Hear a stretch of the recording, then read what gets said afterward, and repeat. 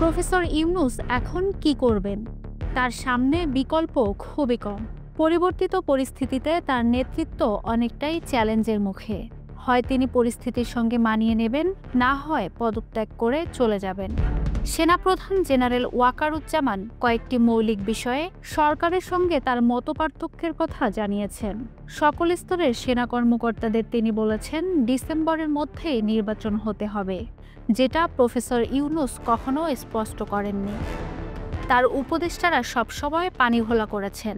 তিনি ডিসেম্বর থেকে জুনের কথা বলে নির্বাচনকে অনিশ্চিত করে তুলেছেন। বারবার দাবি তোলা সত্ত্বেও তিনি বিষয়টি খোলসা করেননি। সেনাপ্রধান জানুয়ারি 2026-এর মধ্যে নির্বাচিত সরকার দেখার প্রত্যয় ব্যক্ত করেছেন। রাখাইনে মানবিক করিডোর নিয়ে জাতিকে অন্ধকারে রেখেছেন প্রফেসর ইউনূস। নীতিগত সিদ্ধান্ত নেয়ার পর বিভ্রান্তির বেড়াজালে ফেলেছেন জনগণকে।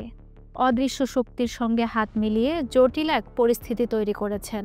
জাতিসংঘ মহাসচিবকে এনে করিডোরের যথার্থতা প্রমাণ করার চেষ্টা করেছেন, যদিও তিনি স্পর্শকাতর এই বিষয়টি নিয়ে কোনো রাজনৈতিক দলের সঙ্গে আলোচনা করেননি।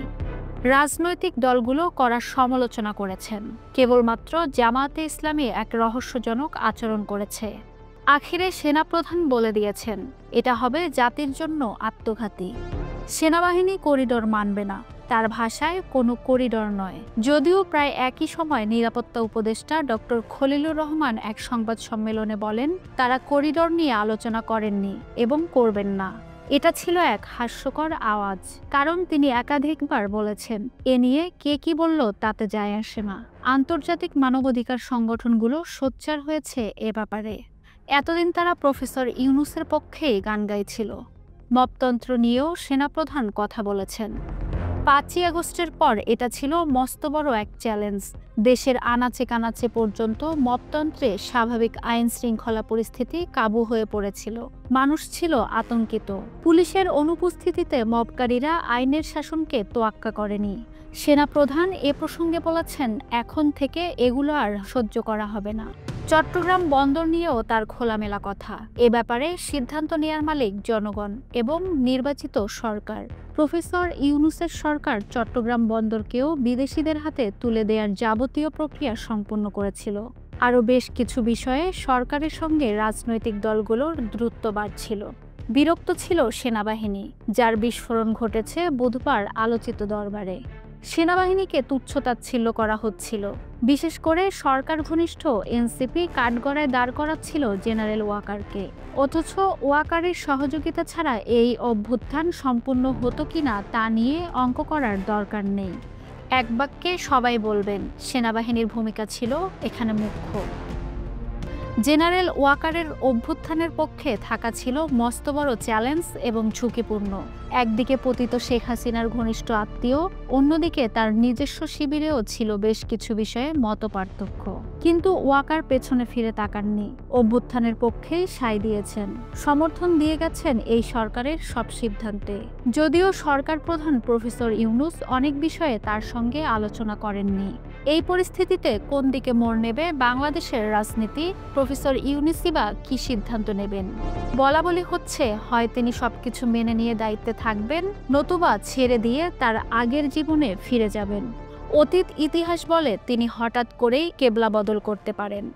এর আগেও তিনি এক দফা দল গঠন করে আবার নিজেই দলের বিলুপ্ত ঘোষণা করে রাজনীতির দৃশ্যপট থেকে বিদায় নিয়েছিলেন। তার পক্ষে যে কোনো সিদ্ধান্ত নেয়াই সম্ভব। তিনি যদি নির্বাচনের দিকে না হাঁটেন তাহলে সমূহ বিপদ, কারণ বল এখন আর তার কোর্টে নেই। জেনারেল ওয়াকার জনগণের কাছে ঠেলে দিয়েছেন। তিনি গোড়া থেকেই বলে আসছিলেন 18 মাসের মধ্যে নির্বাচন হতে হবে। কিন্তু প্রফেসর ইউনূসের ক্ষমতালোভী কিছু উপদেষ্টা এ নিয়ে নোংরা খেলা খেলেছেন। তাদের একমাত্র পুঁজি ছিল ছাত্র কিংবা নবগঠিত এনসিপি। একটি উগ্রবাদী গোষ্ঠীও সমর্থন দিয়ে যাচ্ছিল।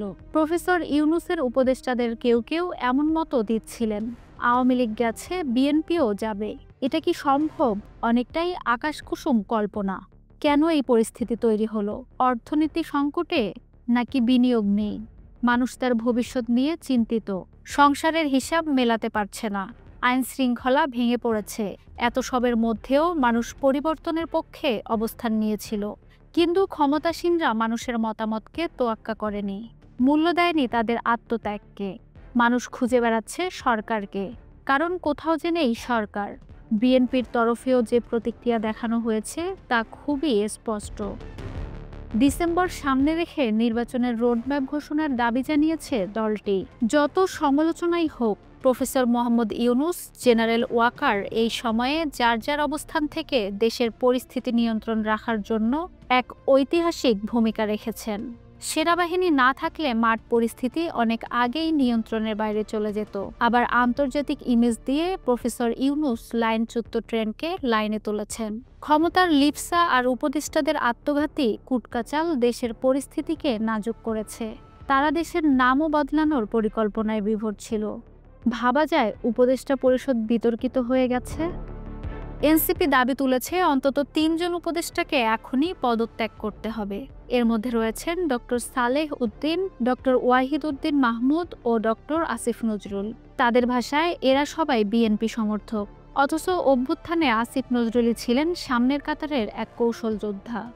বিএনপি বলছে সরকারের ভেতরে এনসিপির যে 2 জন উপদেষ্টা রয়েছেন তাদেরকেও পদত্যাগ করতে হবে।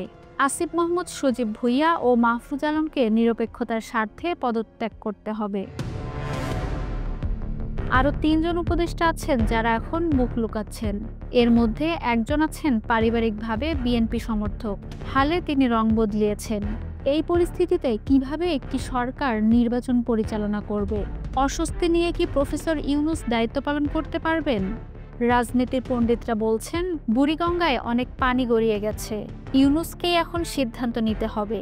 তাকে যারা মসনদে বসিয়েছিলেন তারাই বা কি করবেন? এই প্রশ্নের হিসাব মেলাতে আরও কদিন সময় লাগবে। যাই হোক, এখনও যদি অভ্যুত্থানের শক্তিগুলো ঐক্যবদ্ধ না হয়, নির্বাচনের দিকে না যায়, তাহলে পরাজিত শক্তি আবারও দৃশ্যপটে হাজির হতে পারে। পাল্টে যেতে পারে পরিস্থিতি। সঠিক সময়ে সঠিক সিদ্ধান্ত না নিলে এমনটাই হবে, এতে কোনো সন্দেহ নেই। অবস্থা এখন এমনই, হয় ভালোর দিকে যাবে, না হয় জাতিগত বিশৃঙ্খলার মধ্যে ডুবে যাবে, যা আমরা কেউই চাই না।